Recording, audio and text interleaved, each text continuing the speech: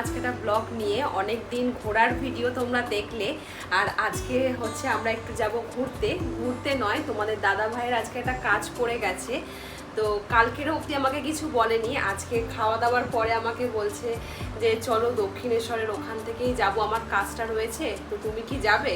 তো আমি তো না তো করারই নেই, কারণ বেরোনো খুব একটা হয় না। তো তার জন্য কি করলাম যে আমি তাড়াহুড়ো করে কাজ বাজ করে আর স্নান করলাম, তাই আগে কোনো ব্লগ করতে পারিনি। এখন থেকে ব্লগটা স্টার্ট করছি। স্নান টান করে এই একটা কুর্তি বার করলাম, কুর্তিটা পরে একটু রেডি হব আর যাব তোমাদের দাদাভাইয়ের সাথে দক্ষিণেশ্বর।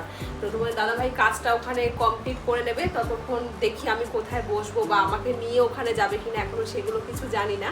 তো চলো পুরো ভিডিওটা দেখতে থাকো।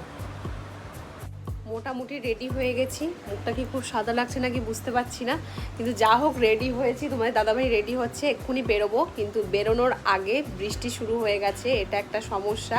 দাঁড়াও তোমাদের দেখাই। তোমাকে জোরে বৃষ্টি পড়ছিল আর এখন তাও একটু কম কম মনে হচ্ছে। তো এখনই আমরা রেনকোট পরে বেরিয়ে যাব, কারণ নাহলে ওখানে আবার দেরি হয়ে যাবে। বর্ষাকালে এই এক সমস্যা, কোথাও যাওয়ার আগে ছাতা রেনকোট এত কিছু নেওয়া না, সত্যি কথা বলতে গিয়ে খুবই বিরক্ত লাগে। যে সময় থেকে বাড়ি থেকে বেরিয়েছি বৃষ্টি আর পিছনই ছাড়ছে না।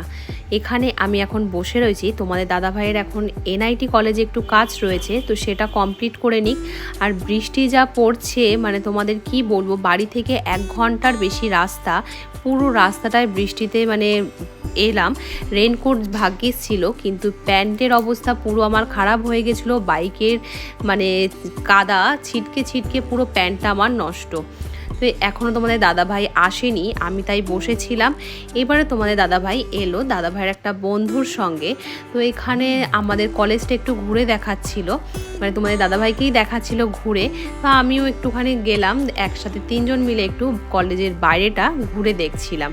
কলেজটা কিন্তু বেশ সুন্দর। এখন বৃষ্টিটা একটু কমেছে, তাই আমরা এখানে আর বেশি দেরি না করে চলে যাব দক্ষিণেশ্বর। আমাদের ভিডিও তোমরা যারা শুধুই দেখো, চ্যানেল এখনো সাবস্ক্রাইব করনি, চটপট তোমরা সাবস্ক্রাইব করে নাও নতুন ভিডিও দেখার জন্য।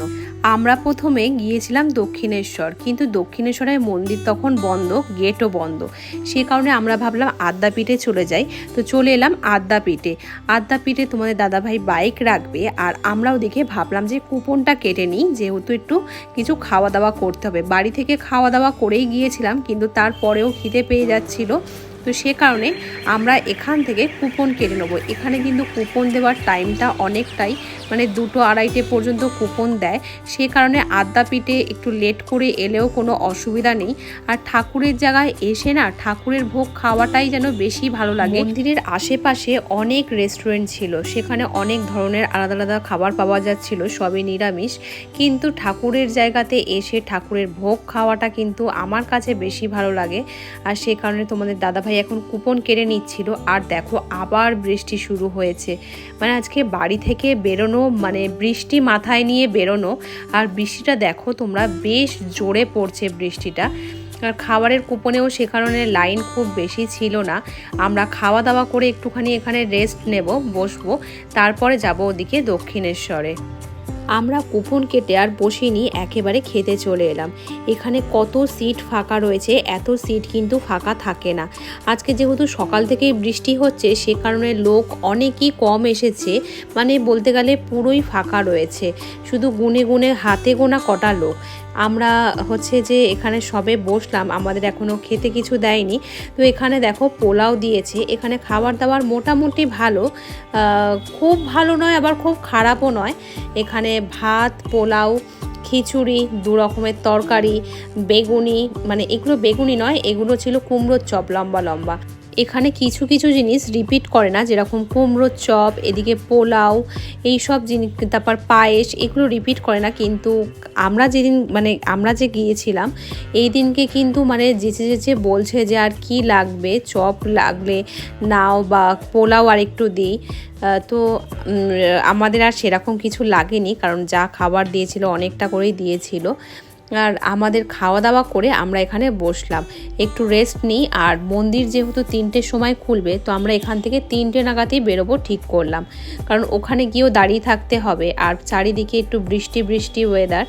তো এখন এখানে দেখি সবাই শুয়ে পড়েছে, তা আমরাও একটু বসে এখানে গল্প করলাম, করে এবারে আমরা বেরিয়ে পড়বো। তো মন্দির তো এখানে খোলা মানে দেখাটা খুব মুশকিল। তো এখানের এক পুরোহিতকে জিজ্ঞাসা করলাম যে মন্দির কখন খোলে, মানে টাইমটা খুবই অল্প সময়, মানে এইখানে ঠাকুর দেখাটা খুবই মানে বলতে গেলে ভাগ্যের একটা ব্যাপার, যে সকাল 10:30 থেকে 11টা, এই আধ ঘন্টা নাকি সকালে খোলে, আবার সন্ধ্যে 7টার সময় খুলবে। তো অতক্ষণ তো বসে থাকা সম্ভব নয়। আর এরই সামনে বললো যে আরও একটা মন্দির রয়েছে, তো সেখানে ঠাকুরটাও তোমরা দেখতে পারো। তো এই পাশে এই আদি মন্দির ছিল, তো সেখানে আমরা ঠাকুরটা দর্শন করলাম, যেহেতু ওখানে ঠাকুর দেখতে পাইনি। তো এখান থেকে ঠাকুর দর্শন করে এবারে যাব হচ্ছে ওর বাইকটা নিতে। এখন 3টে বেজে গেছে, যাব এবারে দক্ষিণেশ্বর। ঠাকুর দর্শন করা হয়ে গেছে, খাওয়া দাওয়াও কমপ্লিট। এবারে যাব দক্ষিণেশ্বর। দক্ষিণেশ্বরে চলে এলাম আমরা।